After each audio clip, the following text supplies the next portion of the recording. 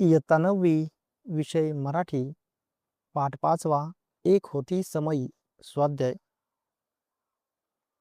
प्रश्न पहिला, चौकटी पूर्ण करा. अ. कोसबारच्या टेकडीवरील समई म्हणून ओळख. अनुताई वाघ. आ. रोपट्याचा वृक्षवृक्ष झालेली संस्था. ग्राम बाल शिक्षा केंद्र. ई.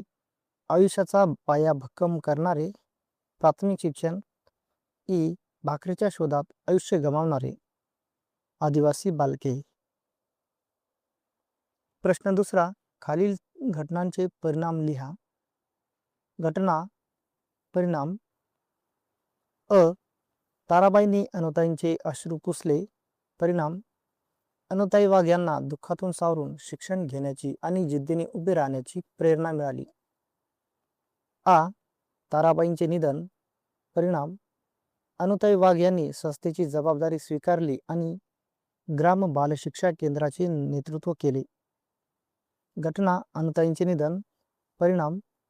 कोसबारची टेकडी हळहळली. आदिवासी समाज दुःखी झाला आणि त्यांच्या ज्ञानयज्ञाची अखेर झाली. प्रश्न तिसरा आहे, कार्यक्षेत्र लिहा. शिक्षण क्षेत्राव्यतिरिक्त असलेली अनुताईंची कार्यक्षेत्रे. बालकल्याण, महिला विकास, अंधश्रद्धा निर्मूलन, आरोग्य. प्रश्न चौथा, का ते लिहा. अ. शिक्षण क्षेत्रातील कार्यकर्त्यांना कोसबारच्या टेकडीचं सातत्यानं आकर्षण राहिलं. कारण कोसबारच्या टेकडीवर अनुताई वाघ यांनी शिक्षण क्षेत्रात अनेक नाविन्यपूर्ण प्रयोग केले. त्यांनी आदिवासी भागात प्रभावी आणि उपयुक्त शिक्षण पद्धती राबवली. त्यामुळे देश विदेशातील शिक्षण तज्ज्ञ व कार्यकर्त्यांना त्यांचे कार्य अभ्यासण्यासाठी आकर्षण वाटत असे. आ. अनुताईंच्या कामाला प्राथमिक अवस्थेत विरोध झाला. कारण आदिवासी भागात रूढी, परंपरा, अज्ञान आणि अंधश्रद्धा प्रचलित होत्या. त्यामुळे शिक्षण आणि बदल स्वीकारण्यास समाज सुरुवातीला तयार नव्हता. म्हणून त्यांच्या कामाला सुरुवातीला विरोध झाला. प्रश्न पाचवा, खालील शब्दामधील कल्पना स्पष्ट करा. बातुकलीचा खेळ, ज्ञानयज्ञ, ज्ञानगंगा, पाऊलखुणा. 1. बातुकलीचा खेळ. उत्तर, लहानपणीचा निरागस, स्वप्नाळू आणि आनंददायी खेळ याला बातुकलीचा खेळ म्हणतात. येथे तो अनुताईंच्या बालवयातील विवाह आणि त्यांचे स्वप्न अचानक तुटण्याचे प्रतीक म्हणून वापरला आहे. ज्ञानयज्ञ. उत्तर, ज्ञान मिळवणे आणि ते इतरांपर्यंत पोहोचवण्यासाठी केलेला निरंतर निस्वार्थ प्रयत्न म्हणजे ज्ञानयज्ञ. अनुताई वाघ यांनी आदिवासी भागात शिक्षण प्रसाराचे जे कार्य केले ते ज्ञानयज्ञासारखे होते. 3. ज्ञानगंगा. उत्तर, ज्ञानाचा सतत, निर्मळ आणि सर्वदूर पसरत जाणारा प्रवाह म्हणजे ज्ञानगंगा. अनुताईंनी आदिवासींच्या घरोघरी शिक्षण पोहोचवून ज्ञानगंगा वाहती केली. 4. पाऊलखुणा. उत्तर, एखाद्या व्यक्तीच्या कार्याची, विचारांची आणि कर्तृत्वाची मागे राहिलेली अमिट छाप म्हणजे पाऊलखुणा. अनुताईंनी समाजात घडवलेले परिवर्तन आणि शिक्षण कार्य त्यांच्या पाऊलखुणा म्हणून कायम स्मरणात राहते. प्रश्न 6वा, खालील शब्दसमूहासाठी एक शब्द लिहा. अ. व्रताने स्वतःला बांधणाऱ्या, व्रतस्थ. आ. नेमाने स्वतःला बांधणारा, नियमबद्ध. ई. गावातील रहिवासी, ग्रामस्थ. ई. तिराहिताच्या भूमिकेतून बघणारा, तटस्थ. प्रश्न 7वा, खाली दिलेल्या शब्दांचा उपसर्ग बदलून विरुद्धार्थी शब्द लिहा. उदाहरणार्थ, 1. सापेक्ष, निरपेक्ष. 2. अनावृष्टी, अतिवृष्टी. उत्तर, 1. अनाथ, नाथ. 2. दुश्चिन्ह, सुचिन्ह. 3. सुपीक, नापीक. 4. पुरोगामी, प्रतिगामी. 5. स्वदेशी, विदेशी. 6. विजातीय, स्वजातीय. प्रश्न 8वा, स्वमत. 1. अनुताई वाघ यांना दिलेल्या समईच्या उपमेची सार्थकता तुमच्या शब्दात लिहा.